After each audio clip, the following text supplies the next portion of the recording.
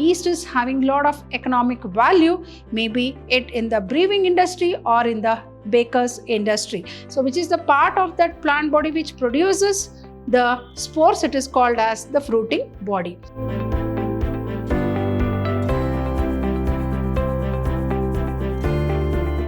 Hello dear students, welcome back to session 3 of this interesting chapter of your first PU syllabus called Biological Classification. Myself B. Shobharani from the Department of Biology, Vidyashram Pre-University College, Mysore, the Temple of Excellence. Hope you remember I started off with this interesting chapter with the kingdoms, the 5 kingdom classification, and we completed kingdom Monera and kingdom Protista, and moving on to the third kingdom, that is kingdom Mycota. As soon as you see this beautiful picture, you will get an idea as to what is this kingdom dealing with, which type of organisms. So obviously it is nothing but, as you know, we call them as what? Mushrooms. Mushrooms. Mushroom belong to this kingdom. It is the scientific name is called Agaricus, and this belongs to the kingdom Mycota, also called as kingdom fungi. Now let us study the characteristic features of this unique kingdom called kingdom Mycota or fungi. As we know, most of the fungi are saprophytic in nature. What do you mean by saprophytic? Feeding on the dead and decayed matter. Hope you might have come across, wherever we come across the dumped organic matter, you come across the mushrooms going there. So that means to say that they are saprophytic in nature, feeding on the dead and decayed organic matter, and they also sometimes be parasitic also. They are saprophytic as well as they are parasitic, and they are spore producing eukaryotic. They produce spores as their reproductive structures. So they are the spore producing eukaryotic, and they are typically filamentous. And I think all of you know that they are achlorophyllous. Achlorophyllous. What do you mean by achlorophyllous? That is non-chlorophyllous without chlorophyll. Have you ever come across mushrooms are white in color? Why they are white in color? They don't have the green coloring pigment called chlorophyll, and that is the reason why, because they are what? They are saprophytic in nature. They cannot manufacture their own food. But here you might have come across the colored mushrooms. Do you all know that the colored, do you think all the mushrooms are edible? No, definitely not. There are some mushrooms which are quite poisonous, and particularly the colored mushrooms like this are poisonous. So you should be very careful while eating the mushrooms. Particularly, you might have come across people living in the forest area will have a good idea about these mushrooms, and they avoid such poisonous mushrooms, right? But the common mushrooms what we get in market, I think usually it is the button mushrooms. Even mushroom cultivation has become the occupation of many people, because mushrooms are having great demand as food, because they are very rich in what? They are very rich in protein. So this mushroom belongs to which kingdom? Kingdom Mycota, that is the fungi. So moving on to the characteristic features, they are saprophytic, sometimes parasitic, spore producing, eukaryotic, and typically they are filamentous, and they are non-chlorophyllous organism. That is why they are achlorophyllous or non-chlorophyllous, not having the green coloring pigment called chlorophyll. I think all of you might have come across even another common example, that is yeast. I think all of you know yeast is having a lot of economic value, maybe it in the brewing industry or in the baker's industry. Like yeast is commonly used in the process of making the soft bread, and also in brewing industries making the wine, beer, whiskey, right? So Yeast is also a very important example that belongs to kingdom Mycota. So yeast is unicellular fungi. It is unicellular fungi, whereas all others are multicellular and filamentous. Right. So yeast is a unicellular fungi and all others are multicellular and filamentous. So here the plant body consists of a long slender thread-like structure called hyphae. So what do you call those long thread-like structures? They are nothing but called as what? Hyphae. And the network of hyphae is called mycelium.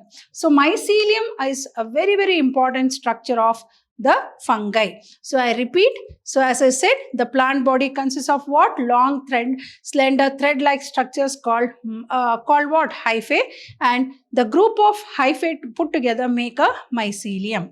And another very important characteristic feature is the cell wall is made up of chitin. Hope you remember, chitin is something like a very important protective structure which forms an exoskeleton of most of the insects. So as I said, the cell wall in this fungi is made up of a chitin, which is nothing but a polysaccharide. And here some hyphae are multinucleated without cross walls called cenocytic hyphae. So as you know, some hyphae are multinucleated without cross walls, and such hyphae are called as what? Cenocytic hyphae. Then most of the fungi, as I said, they are saprophytes and some are parasites also, and even some fungi, we find them as symbionts, having an association with glycans. Example, you can take the example of mycorrhiza and lichen having a symbiotic association, taking the help of each other. So these are some of the very important characteristic features of kingdom Mycota. So what are they? They are saprophytic, sometimes parasitic, spore producing, eukaryotic, typically filamentous and non-chlorophyllous. So when we take the example of yeast, I'll come back with the example of mushroom because I thought this is the right example for you all to understand to begin with this very important kingdom called kingdom Mycota. So yeast, as I said, it is a unicellular fungi and all other are multicellular and filamentous. And here the plant body consists of what? Long, slender, thread-like structures called hyphae, and the group of hyphae make a mycelium, and the cell wall here it is made up of a chemical substance called chitin, which is a polysaccharide. And here some hyphae are multinucleated without cross walls. Such hyphae are called as what? Cenocytic hyphae. And as such, most of the fungi are saprophytic, some are parasitic, and also, as I said, they are also in the form of symbionts. Moving on to the remaining characteristic features. We'll move on to the very important event, that is reproduction. Here, reproduction takes place by vegetative means called fragmentation. As I said, here they are filamentous body, so having thread-like structure. So if there is, what is fragmentation? The whole of the filament is broken into pieces and each piece is called as a fragment.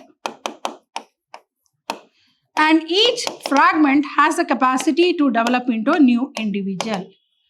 Capacity to develop into a new individual, and that characteristic feature is called, and that process of asexual reproduction is called fragmentation. As I said, in plants, asexual reproduction is also called as what? Vegetative reproduction, as the parts of the plant body will take part in the process of reproduction. So here the filaments will break into small pieces called fragments, and each fragment has the capacity to develop into a new individual, and that process is called as what?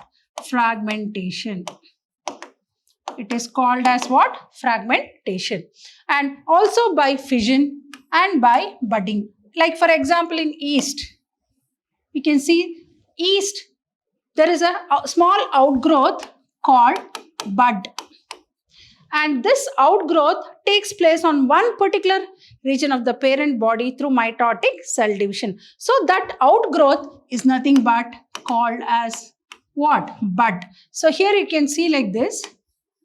This is the bud. So here you can see the completely developed bud, and here you can see the detached bud.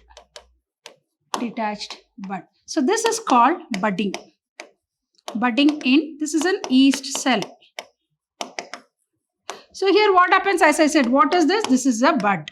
This is a developing bud. And this is a matured bud. What do you mean by matured bud? The bud which has the capacity to lead an independent life. So the bud remains attached to the parent body till it is completely developed.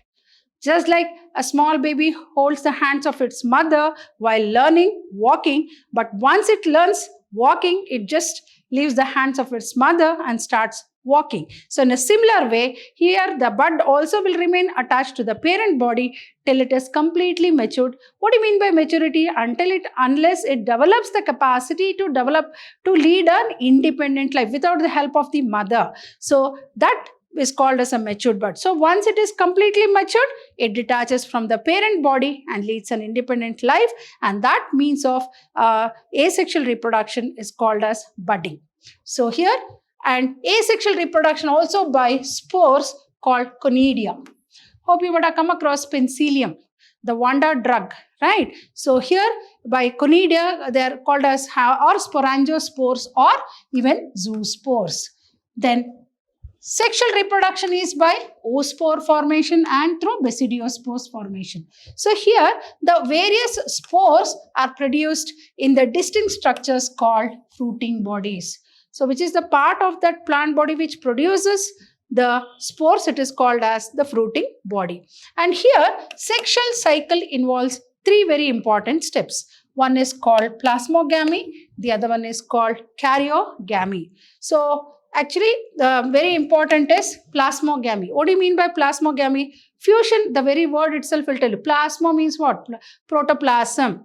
Then gamy means what? Fusion. So karyo means nucleus. Plasma means protoplasm. Karyo means nucleus. So fusion of the protoplasm is called plasmogamy. Fusion of the nucleus is called karyogamy. So here plasmogamy means what? Fusion of protoplasm of two gametes.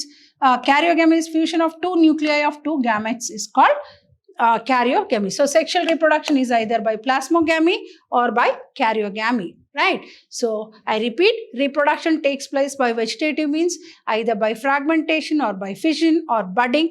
Then asexual reproduction also will take place by means of spores, like we come across like conidia, zoospores and sporangiospores. And sexual reproduction through oospores and basidiospores.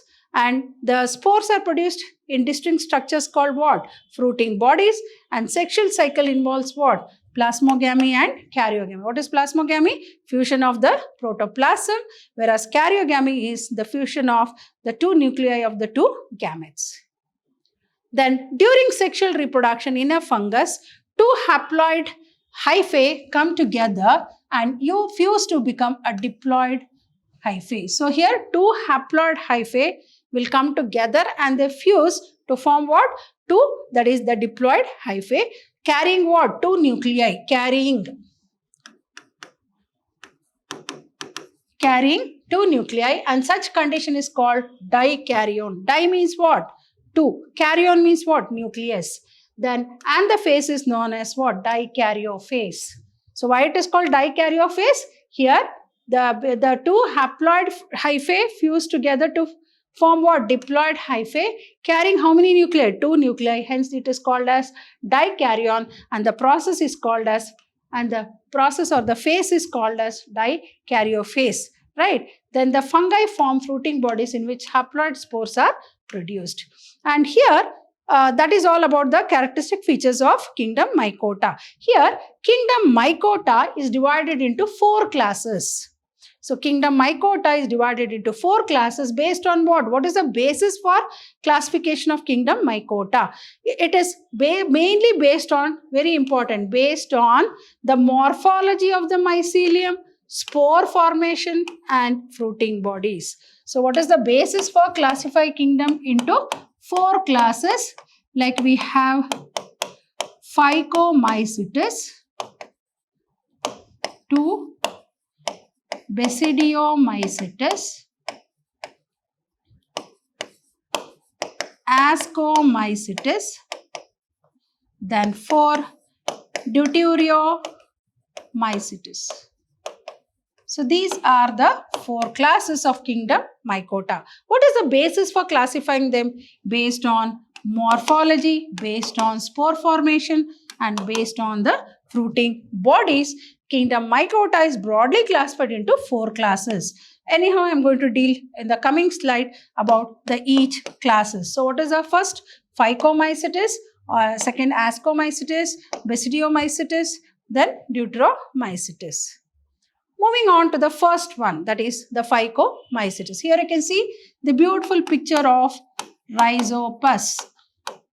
As I keep telling, examples are of utmost importance in biology. Please do study the concepts and explain the concepts with suitable examples. Otherwise, it will have no meaning in the explaining the concepts. So many good examples are given. Please try to write the examples for that respective concept. For example, if they ask for Phycomycetes, definitely you can give an example of Mucor or Rhizopus or Albigo. You can see the beautiful picture of Rhizopus. Now let us see what is the, as I said, kingdom Mycota is broadly classified into 4 classes based on the morphology of the mycelium, then the fruiting body, right, into 4 classes. What are the 4 classes?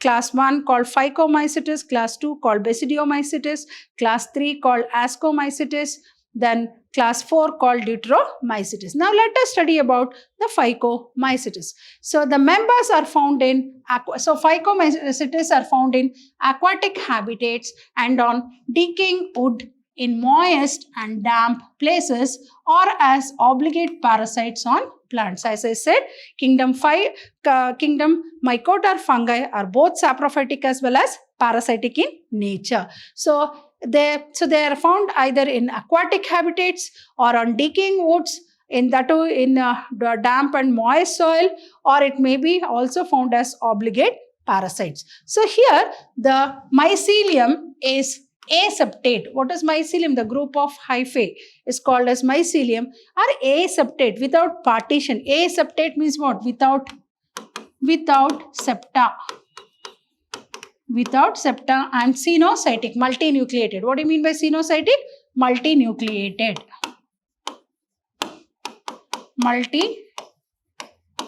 Multinucleated. Right? So next, what is the mode of reproduction? Asexual reproduction takes place by zoospore, as I said, either by conidiospores or zoospores or sporangiospores. So here, as I said, zoospores which are motile, and by aplanospores which are called non-motile. What do you mean by motile and non-motile? If at all they have locomotory organelles like flagella, then we call them as what? Motile. If they don't have the locomotory organelles, we call them as non-motile. So that is the second very important characteristic feature of Phycomycetes. So what are the examples you are going to give for Phycomycetes? Example, Mucor, Rhizopus and Albigo. Here you can see the Mucor. This is the example of Albigo, sorry. This is an example of Albigo. So I repeat, what are the characteristic features of Phycomycetes? The members are found in aquatic habitats and on decaying woods, in moist and damp places, or as obligate parasites on plants. Then the mycelium is aseptate and cenocytic, and asexual reproduction either by zoospore formation, which are motile, or through aplanospores, which are non-motile. Example, Mucor, Rhizopus, Albigo. Here you can see the beautiful picture of Rhizopus, and here this is the picture of Albigo. Moving on to the next class called Ascomycetes. Asco means what? Sac fungi. It is also, here you can see the beautiful examples here given. So Ascomycetes, right? So commonly known as sac fungi, hence the name Asco. Then they are mostly what? Multicellular. They are mostly multicellular. They are saprophytic, and they are also parasitic or coprophilous. Coprophilous means growing, G-R-O-W, growing on dung. They are also called as what? Coprophilous. What do you mean by coprophilous? Even they are found growing on cow dung. So they are saprophytic, parasitic or coprophilous. Then mycelium here is branched and septate. There in Phycomycetes it was aseptate, but here it is septate with septa. Then they produce asexual spores called conidia. So here the asexual spores are what? Conidia by a special mycelium called conidiophores. Conidiophores are the organs which produces the spores called conidia. Then they produce sexual spores called ascospores in a sac-like structure called ascus. Hence the name ascomycetes. Hence it is also called sac fungi. So they produce what? Sexual spores called ascospores in a sac-like structure called ascus. What are the examples you are going to give? Aspergillus, you can see here, aspergillus, then claviceps, then neurospora. Here you can see claviceps and neurospora. Very important is neurospora. This particularly neurospora is used extensively in biochemical and genetic work. Many members like morels and buffels are edible and are considered as delicacies. Even you come across mushrooms. So mushroom is considered as a delicacy. That like very tasteful. Many dishes are made out of mushroom. So this is about Ascomycetes. Moving on to the next class called Basidiomycetes. This is called club fungi. Whereas Ascomycetes was called sac fungi, and this looks like a club, hence it is called as club fungi. And a very good example is what? Mushroom. And the scientific name is Agaricus. Agaricus. It is called Agaricus with a umbrella-like, and it is having a long stipe. This is called pileus, and this is called stipe. The umbrella-like structure is called pileus, and the pillar-like structure is called as what? Stipe. Basidiomycetes. Now let us understand the characteristic features of Basidiomycetes, which is commonly called as what? Club fungi. They are commonly known as even club fungi, or also they are called as bracket fungi, or even called as puff balls. Like, it looks like a puff. So, and usually you might have come across mushrooms growing in areas which is having a damp nature or damp soil. Like even you can find even in the thrown out wood logs also, or as parasites in plants. So they grow on damp soil, they grow on wood logs, and also they are found as parasites in plants. And mycelium is branched and septate. So here also it is branched and septate, and they produce spores called basidiospores. There in Ascomycetes, conidiospores. Here it is basidiospores. Hence the name what? Basidiomycetes. And Agaricus, as I said, is a very good classical example for this class of kingdom fungi called Basidiomycetes. Example, Agaricus, Astilago, then which causes what? Smut disease, and Puccinia, which also causes rust disease. As I said, their fungi are both saprophytic as well as parasitic, and parasitic means what? Disease causing both in plants as well as in animals. Like for example, you can come across the smut disease in plants and also the rust disease in plants. So what is the characteristic feature of Basidium? All these classes of kingdom Mycota is very important from examination point of view. So Basidiomycetes or club fungi, they are commonly known as bracket fungi or puff balls. They grow on damp soil, wood logs, and as parasites in plants. Mycelium is branched and septate. They produce basidiospores. A classical example is Agaricus, right? And even Astilago, then even Puccinia. Moving on to the last but one class called Deuteriomycetes. It is also called as fungi imperfecti. Here you can see the patches here. This is, as I said, they are disease causing in plants. Disease causing in plants. Disease causing in plants. So Deuteromycetes, as I said, Ascomycetes is called sac fungi. Then Basidiomycetes is called club fungi. Deuteromycetes is called imperfect fungi or fungi imperfecta. Why it is called fungi? This is a very important question which is asked in the exam. Why Deuteromycetes is called fungi imperfecti? Imperfecti means what? Because that is the sexual reproduction is absent. Hence it is called fungi imperfecti. Hope I have made it clear why it is called fungi in Deuteromycetes. Deuteromycetes is also called as what? Fungi imperfecti, because the sexual reproduction is absent.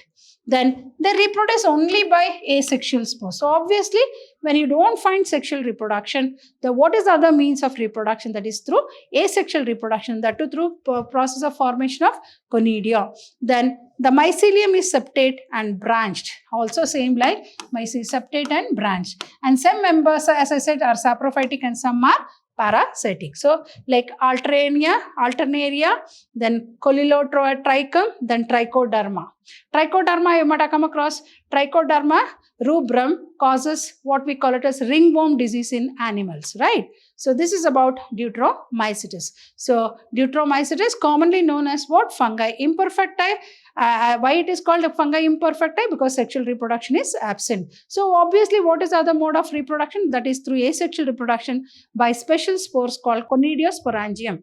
Then mycelium is septate and branched, and some members, as I said, they are saprophytic or parasitic. Example, Alternaria, Collilotrichum, then Trichoderma. Hope you have understood this very interesting kingdom called Kingdom Mycota. So I'll be back in the coming session with the remaining kingdoms. As I said, this biological classification involves 5 kingdom system of classification put across by R.H. Whitaker. So we have gone through Kingdom Monera, Kingdom Protista, then Kingdom Mycota. So the remaining 2 very important kingdoms are Kingdom Plantae and Kingdom Animalia. So I'll be back in the coming sessions with the remaining 2 kingdoms. Till then, stay tuned and thank you.